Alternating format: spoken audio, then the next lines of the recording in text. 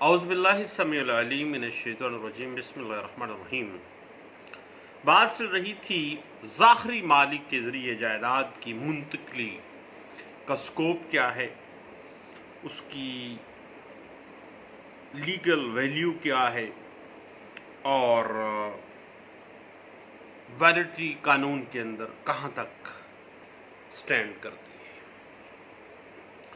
اب ظاہری مالک بظاہر تو یہ ایک ایسا مالک ہے پراپرٹی کا، بظاہر پورے سول لا کے اندر ہمیں کہیں بھی، اور خاص طور پہ ٹرانسفر آف پراپرٹی ایکٹ 1882 میں بظاہر تو کوئی ڈیفینیشن یا اسپیسیفک السٹریشن یا اسپیسیفک کوئی ایکسپلینیشن جو ہے وہ اسپیسیفکلی ظاہری مالک کے اعتبار سے ہمیں نہیں ملتی ہے۔ البتہ ظاہری مالک کی جائیداد سے منتقلی کے متعلق کچھ جو ذکر ہے وہ ٹرانسفر آف پراپرٹی ایکٹ 1882 کی سیکشن 41 کے تحت ملتا ہے۔ اگر ہم سیکشن 41 جو کہ ظاہری مالک کی طرف سے جائیداد کی منتقلی کو کچھ زیر بحث لاتا ہے، تو اگر ہم اس کو تھوڑا سا دیکھیں تو بات اس طرح سے ہے کہ جہاں پر غیر منقولہ جائیداد میں مفاد رکھنے والے اشخاص کی قطعی یا مینوی رضامندی سے، یعنی اصل مالک کی رضامندی، خواہ وہ ایکسپریسلی ہو یا امپلائڈلی رضامندی ہو، ایک شخص ایسی جائیداد کا ظاہری مالک ہو اور اسے معاوضہ کے عوض منتقل کر دے، تو منتقلی جو اس پراپرٹی کی ہوئی ہے وہ صرف اس وجہ سے غیر مؤثر نہیں ہو جائے گی کہ چونکہ منتقل کنندہ جو تھا، ٹرانسفرر تھا جو، وہ تو چونکہ اصل مالک تو تھا نہیں، تو اسے وہ اس پراپرٹی کو منتقل کرنے کا مجاز نہیں تھا۔ اس وجہ سے اس پراپرٹی کی جو ٹرانسفر ہے وہ قطعی صورت جو ہے وہ غیر مؤثر نہیں ہوگی، بشرطے کہ ٹرانسفری جو ہے جس کے حق میں وہ پراپرٹی ٹرانسفر ہوئی ہے، اس نے ٹرانسفر یعنی منتقل کرنے والے کے اختیارات منتقلی کی بابت ود ریزنیبل کیئر جو ہے وہ نیک نیتی سے، منتقلی کی بابت نیک نیتی سے بطور خریدار جو ہے وہ بونافائیڈ پرچیزر کے طور پہ اس نے ایکٹ کیا تھا۔ اب بڑی ڈونگی سی چیز ہے کہ section 41 transfer of property act 1882 کے اندر جس طرح سے ہم کہتے تھے نا کہ جی قانون شہادت آرڈر 1984 جو ہے، اگر ہم اس میں جو ڈاکٹرائن آف اسٹوپل ہے اس کو مد نظر رکھیں تو کافی حد تک وہ چیز سامنے آ جاتی ہے۔ اگر ایک شخص کسی اموبل پراپرٹی کا ظاہری آسٹینسیبل آنر معلوم ہوتا ہے، اگرچہ ایسا حقیقی مالک کی رضامندی سے ہو، خواہ وہ رضامندی ظاہری طور پر ہے یا امپلائڈلی ہے، یا کسی اور وجہ سے ایسا ظاہر ہو رہا ہو کہ یہ جو پراپرٹی ہے اس کا ظاہری مالک یہی ہے، اور کوئی بھی شخص جو اس ظاہری مالک سے اس اموبل پراپرٹی کو خرید کرتا ہے اور نیک نیتی کے ساتھ ایسا کرتا ہے تو وہ ٹرانسفر آف پراپرٹی مؤثر ہوگی، صرف اس پلی کے اوپر غیر مؤثر نہیں ہوگی کہ چونکہ اصل مالک نے تو ٹرانسفر نہیں کی ہے، لیکن چونکہ section 41 transfer of property act 1882 یہ واضح کر دیتا ہے کہ چونکہ ٹرانسفری نے نیک نیتی کے ساتھ ایکٹ کیا اور جو ظاہری مالک تھا اس سے اس نے پراپرٹی پرچیز کی ہے، اب اسٹروپل لگ گیا ہے حقیقی مالک کے اوپر کہ وہ انکار نہیں کر سکتا۔ اسی وجہ سے میں ہمیشہ کہتا ہوں کہ جو قانون جو ہے وہ بنیادی ایک دوسرے سے ملتا جلتا ہے، اور اسٹینسیبل آنر بنیادی طور پہ ڈاکٹرائن آف اسٹوپل جو ہے قانون شہادت آرڈر 1984 جو ہے اس کے اوپر اس کی بنیاد ہے۔ فرض کریں علی عمر کی موجودگی میں سلیم سے کہتا ہے کہ وہ مکان نمبر 6 کا مالک ہے۔ علی عمر کی موجودگی میں سلیم سے کہتا ہے کہ وہ مکان نمبر 6 کا مالک ہے اور اسے منتقل کرنے کا پورا اختیار رکھتا ہے، حالانکہ علی کا اس مکان کے ساتھ کوئی تعلق واسطہ نہیں ہے اور عمر وہاں پہ موجود تھا۔ عمر کی موجودگی میں وہ کہہ رہا تھا اور عمر جو ہے اس مکان نمبر 6 کا مالک ہے، لیکن علی نے جب یہ بات کی ہے تو عمر نے یہ نہیں کہا اس کو کہ بھائی تو کیسے بات کر رہا ہے، میں اس کا مالک ہوں، جوندہ جاگتا ہوں، ابھی تو کیوں کہتا ہے کہ میں مالک ہوں؟ اس کی تردید نہیں کرتا وہ۔ اس طرح جو سلیم ہے وہ واقعی سمجھ بیٹھتا ہے کہ علی جو ہے چونکہ عمر کی موجودگی میں کہہ رہا ہے اور اصل مالک تو یہی ہے، اور اسے وہ یہ سمجھتا ہے کہ اسے اس مکان کو ٹرانسفر کرنے کا اختیار بھی حاصل ہے اور وہ علی سے مکان خرید لیتا ہے۔ اب یہ جو ٹرانسفر ہوئی ہے اسٹینسیبل آنر کے ذریعے یہ مؤثر ہوگی۔ اب جو اصل مالک عمر ہے نا وہ لین دین سے انکاری نہیں ہو سکتا، کیونکہ جس وقت اگر یہ ثابت ہو جاتا ہے کہ علی نے عمر جو اصل مالک ہے اس کی موجودگی بیان کیا تھا کہ یہ مکان کا مالک میں ہوں، تو اس وقت اس نے خاموش رہ کے امپلائڈلی رضامندی کا اظہار کیا تھا۔ اب اس حوالے سے ہم اس قانون کی اگر انٹرپریٹیشن میں جاتے ہیں نا تو ہمیں تھوڑا سا پیچھے جانا پڑے گا، اور All India Reporter 1957 Madras high court page 603 اس بات کی بڑی اچھی وضاحت کر دیتا ہے، جو واضح کر دیتا ہے کہ ٹرانسفر آف پراپرٹی ایکٹ 1882 کے اہم اصولوں میں سے ایک اہم اصول جو ہے وہ اس بات سے اخذ شدہ ہے کہ ایک شخص اتنا ہی استحقاق منتقل کر سکتا ہے جتنا استحقاق وہ رکھتا ہے، جتنا حق حقوق میں رکھتا ہوں اتنا ہی میں آگے ٹرانسفر کر سکتا ہوں، اس سے آگے تو میں دے ہی نہیں سکتا کیونکہ اس سے آگے میرے پاس ہے نہیں۔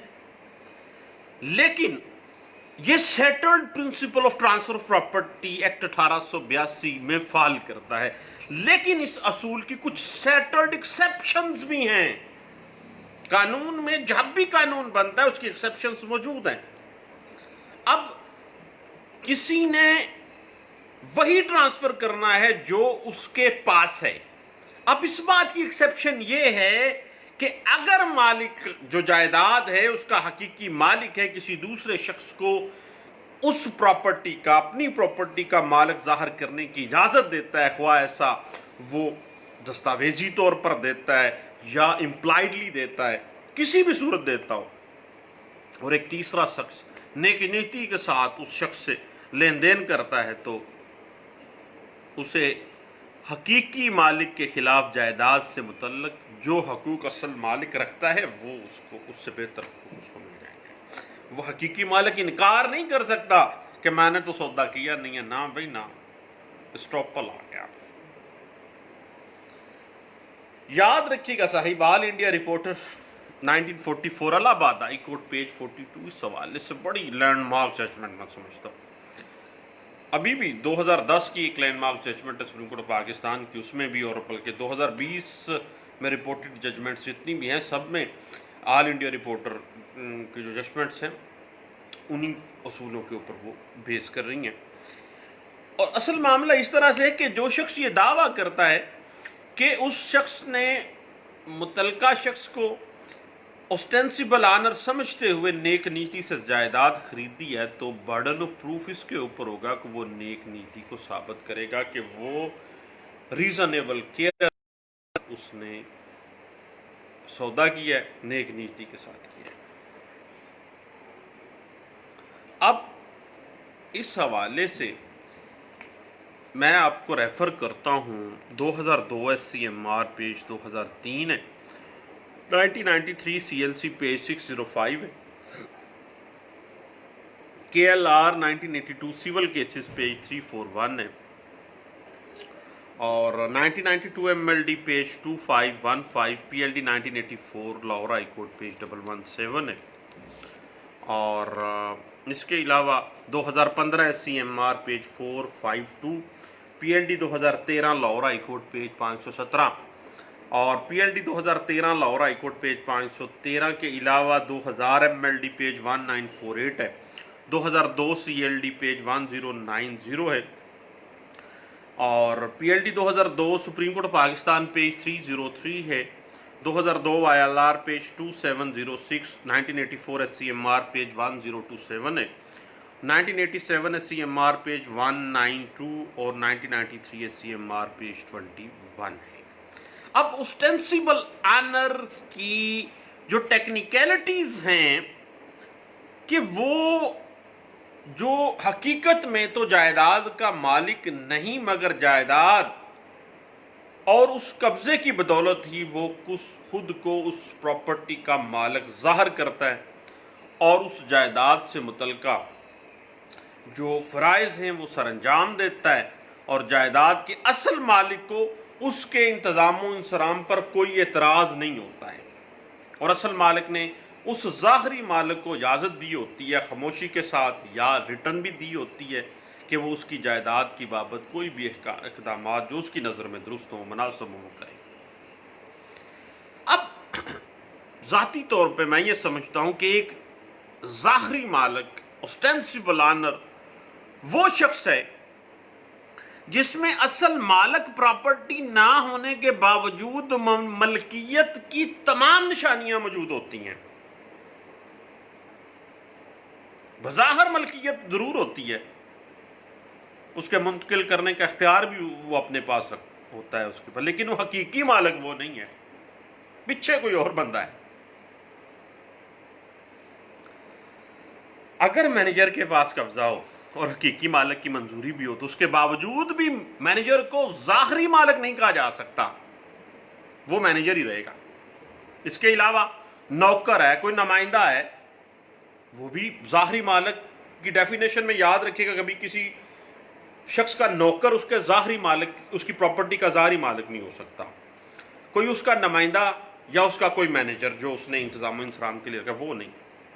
कोई और बंदा है जो बाकायदा तौर पर जिसको उसने अथराइज किया है कि भाई जा तू मेरी प्रॉपर्टी का इंतजाम इंसराम भी संभाल, इसको तूने फरोख्त भी करना है और इसको ट्रांसफर भी करना है।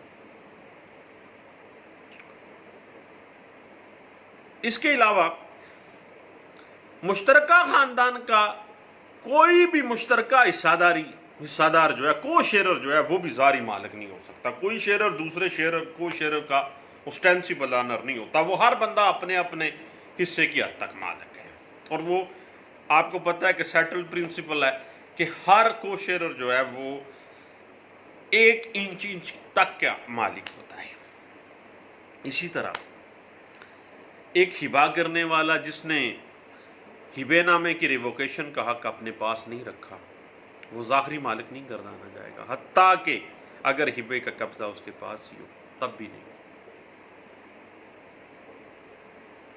तब भी वो ज़ाहरी मालिक नहीं हो सकता उस प्रॉपर्टी का। इसके अलावा अगर हम मज़ीद इसको देखें कि फ़र्ज़ करें एक मुसलमान लड़का और लड़की को जायदाद विरासत में मिली, लेकिन लड़का 25 साल तक अपनी बहन के हिस्से पर काबिज रहता है, जैसे कि उसके अपने हिस्से पे भी भैन के हिस्से पे भी वही काबिज था, और रजिस्ट्रियाँ, इंतकाल, कागजात, माल सारे कुछ उसके कब्जे में है, हत्ता के गर्दौरी भरा दे ना ही भाई के नाम पे दर्ज हो रही है, और भाई जो है वो तमाम प्रॉपर्टी को फर्ज करे मॉर्टगेज कर देता है। तो ऐसी सूरत में चूंकि बहन को पता है कि ये प्रॉपर्टी का सारा मामला मेरे भाई के पास है और उसको उस पर कोई एतराज नहीं होता है, तो अगर वो मॉर्टगेज कर रहा है या वो अपने आप को ऑस्टेंसिबल ऑनर जाहिर करता है एक भाई अपने बहन के हिस्से की हद तक, तो वो ऑस्टेंसिबल ऑनर तस्लीम शुदा होता है, तस्लीम उसको किया जाएगा क्योंकि वो सारा कुछ तो वही कर रहा है। उसके बाद पिछले दिनों हम बात कर रहे थे बेनामी ट्रांजैक्शंस के हवाले से। याद रखिएगा कि एक बेनामीदार जो है वो भी ऑस्टेंसिबल ऑनर ही होता है प्रॉपर्टी का। एक फर्द अगर बेनामीदार से वो प्रॉपर्टी खरीद कर लेता है तो हकीकी मालिक मुकर नहीं सकता जब तक कि वो ये साबित ना कर दे कि खरीदार को असल मलकियत का अच्छी तरह इल्म था, इसने जानबूझकर, इसी वजह से तो section 41 transfer of property act 1882 जो है वो बाकायदा तौर पर वर्ड इस्तेमाल करती है रीजनेबल केयर का, कि विद रीजनेबल केयर अपना पार्ट परफॉर्म करेगा। अब बात वही है कि ज़ाहिरी मालिक वो है जो बज़ाहिर जायदाद का मालिक हो, जिसके कब्जे में जायदाद और उसकी मुंतकली ख्वाह किसी तरीके से उसका हक रखता है और असल मालिक की तरफ से कोई रोक टोक नहीं है, मुकम्मल इख्तियार है, जायदाद का हकीकी मालिक सिर्फ वो नहीं है। अब ज़ाहिरी मालिक को जायदाद की मुंतकली का मुकम्मल हक हासिल है और ये मुंतकली जो है वो according to the section 41 transfer of property act 1882 मुयस्सर होगी, इफेक्टिव होगी और कतई सूरत ये नाजायज नहीं है, बिल्कुल जायज है, बिल्कुल मुयस्सर है और कल को हकीकी मालिक जो है मुकर नहीं सकता।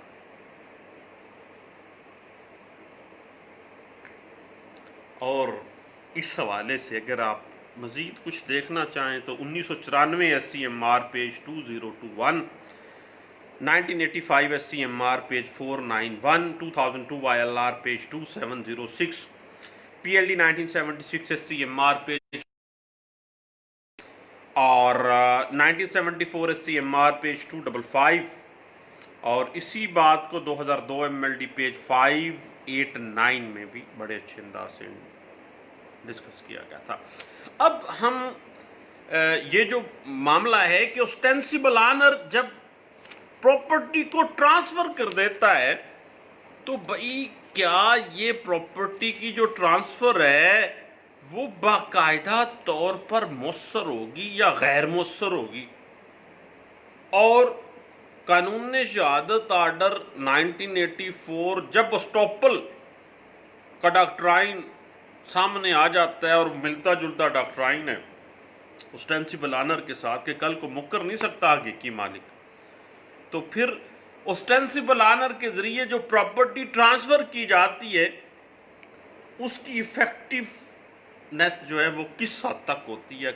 ट्रांसफर ऑफ प्रॉपर्टी एक्ट 1882 जो है वो इस हवाले से हमें क्या कहता है, क्यों ना इस पे हम नेक्स्ट इंशाल्लाह बैठते हैं और गपशप लगाते हैं, चाय पीते हैं और फिर दोबारा मिलते हैं। थैंक यू, दुआ में याद रखिएगा। अल्लाह हाफिज़।